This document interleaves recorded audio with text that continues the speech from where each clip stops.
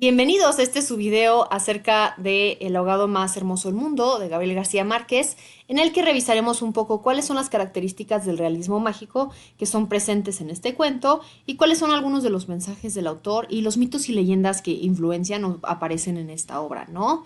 Nada más para recordarles rápidamente, Gabriel García Márquez es un autor colombiano que pertenece al boom latinoamericano y se ganó el premio Nobel de Literatura. Entonces fue un autor muy conocido generalmente por sus novelas, pero escribió también fantásticos cuentos cortos, ¿no? Y era apodado Gabo.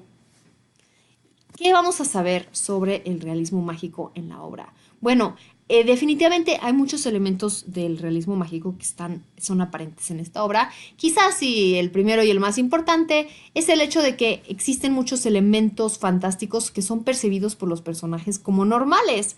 Por ejemplo, el tamaño gigantesco de Esteban. En vez de preocuparse porque hay una nueva raza de humanos que nos va a venir a invadir y nos van a matar a todos y ya no somos la raza más importante o la especie que domina el planeta, ¿haz de cuenta? De lo único que se preocupan es de que es tan grande que no cabe por las puertas. Y pobrecito, porque si se hubiera tratado de sentar en una silla, probablemente lo hubiera roto, ¿no? Entonces las preocupaciones de nuestros personajes son casi como si su tamaño gigantesco no existiera, ¿no? Porque hablan más de lo poco cómodo que es el tamaño versus lo extraño que es, incluso para nosotros como lectores, ¿no?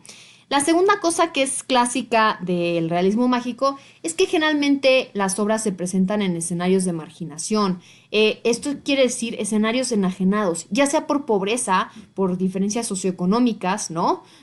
Por ser una minoría o simplemente por su posición alejada. En este caso son los dos.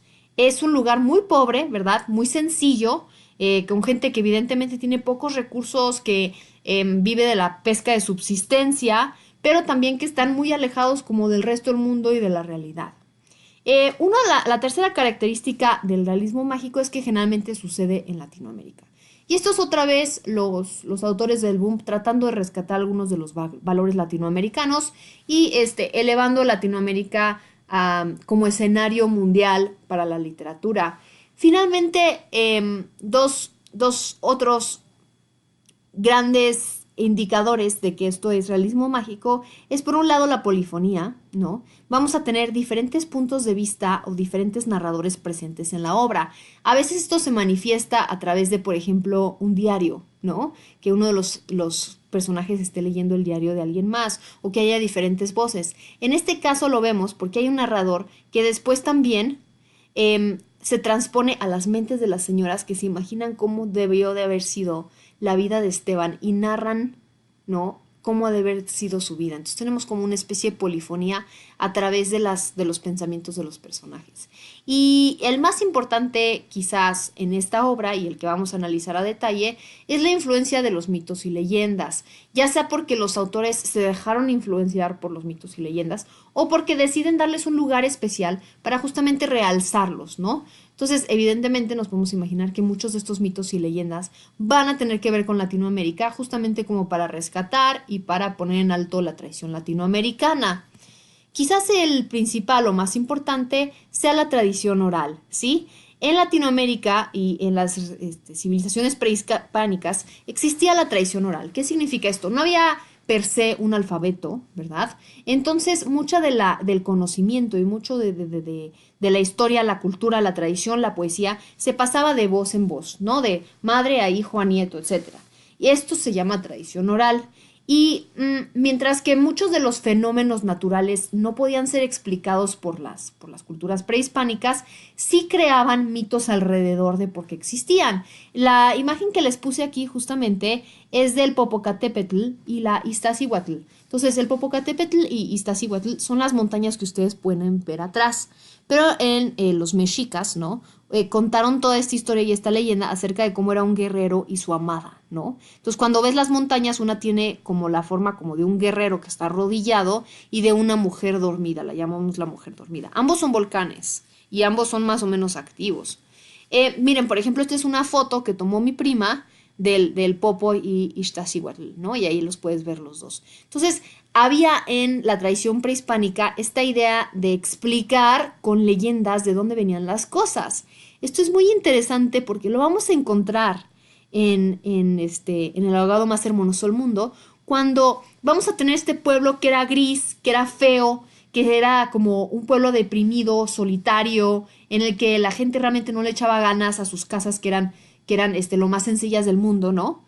Y de repente, al final, gracias a la llegada de Esteban y gracias a la transformación que él crea en el pueblo, van a acabar siendo casas muy coloridas, llenas de amor, llenas de cuidado, por si alguna vez Esteban decidiera volverlos a visitar, que sus casas estuvieran llenas de colores y llenas de flores y listas para abrirles sus puertas. Interesante, porque esto que sería como un origin story, explicaría por qué las casas caribeñas son tan coloridas. Entonces, miren, a esto me refiero.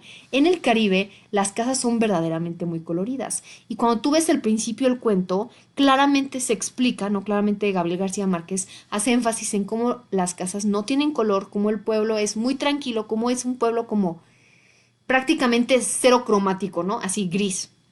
Ahora miren cómo son algunos de los pueblos caribeños, ¿no? Y este cuento está puesto sobre un pueblo en el Caribe, ¿no? Son incluso las casas que son de nivel socioeconómico bajo, que son muy humildes, están muy bien cuidadas. Entonces ni siquiera tiene que ver con dinero, tiene que ver con ese sentido de orgullo de donde vives, ¿no? Miren nada más qué belleza. Estas son las casas que ahora están diseñadas para abrirle los brazos a Esteban. Entonces Gabriel García Márquez toma esta tradición de explicar por qué las cosas son de cierta manera, ¿no? Con una leyenda y crea esta leyenda de Esteban para explicar por qué las casitas caribeñas son coloridas. ¿No es fantástico? Miren nada más, esta foto me gusta particularmente por varias cosas. Me gustan los techos muchos como de diferentes colores.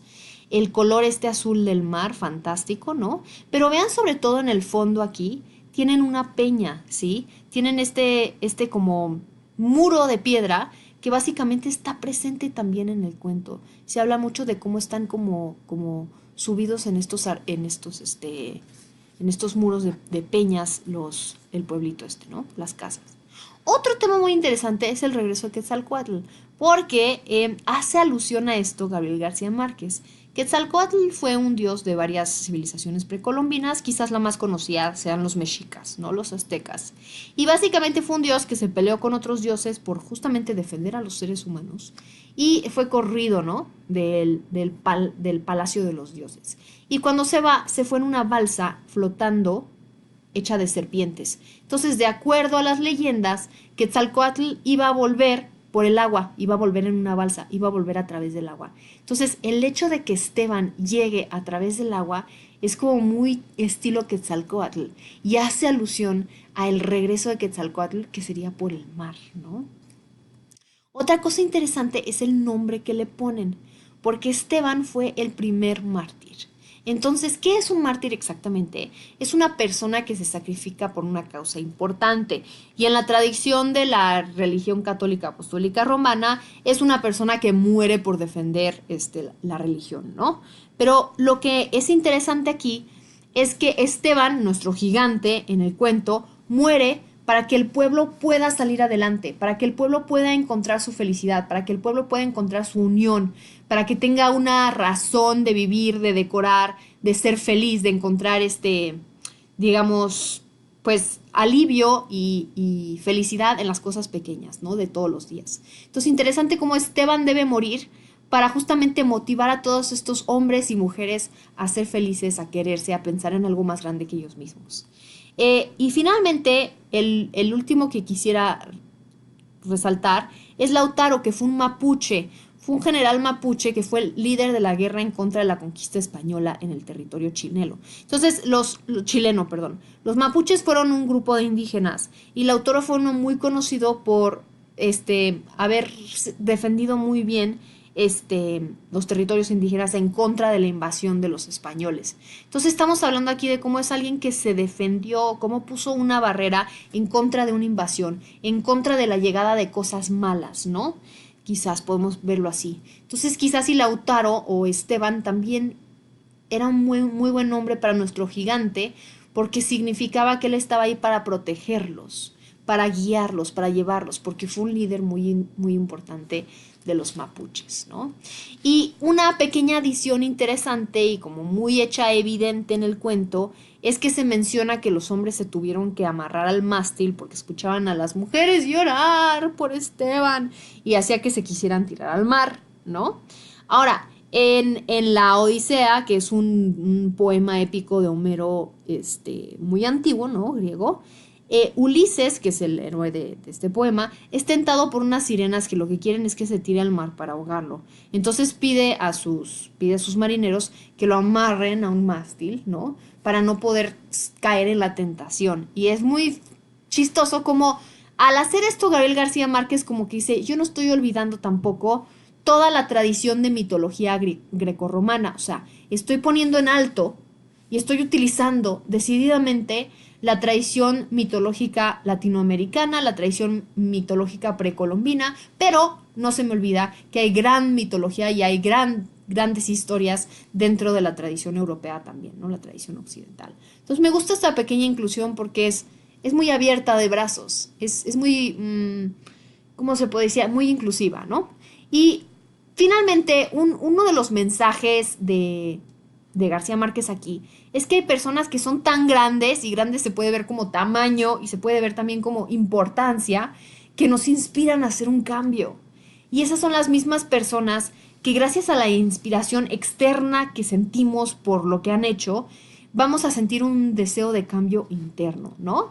Y les puse aquí 3 ejemplos tomados al azar, ¿no? De 3 personas, Gandhi, que habla mucho de la liberación de los pueblos en contra del opresor, pues colonial, ¿no? Martin Luther King, que habla de la lucha de razas y de la opresión a nivel de racismo, y finalmente Winston Churchill, que defiende a los países europeos ante la guerra, ¿no? Y son 3 personajes que en sus dominios cada uno fueron más grandes y más importantes de lo que una persona jamás podría ser, ¿no? De lo que nos podríamos imaginar podríamos ser. Y quizás es lo mismo con Esteban. Esteban, aunque estaba muerto y aunque no platicaba y no dio grandes discursos, tuvo esa fuerza de cambiar la manera en la que funcionaba ese pueblo, ¿no? Y de inspirarlos. Y quizás si el mensaje político detrás de esto, si podemos encontrar uno, es que la unión hace la fuerza, ¿no?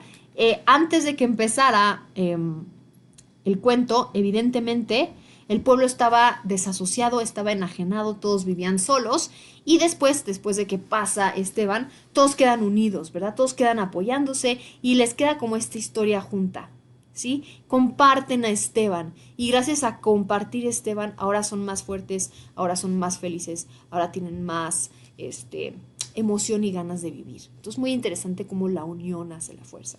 Y con eso los dejo. Muchas gracias por su atención y que tengan bonito día.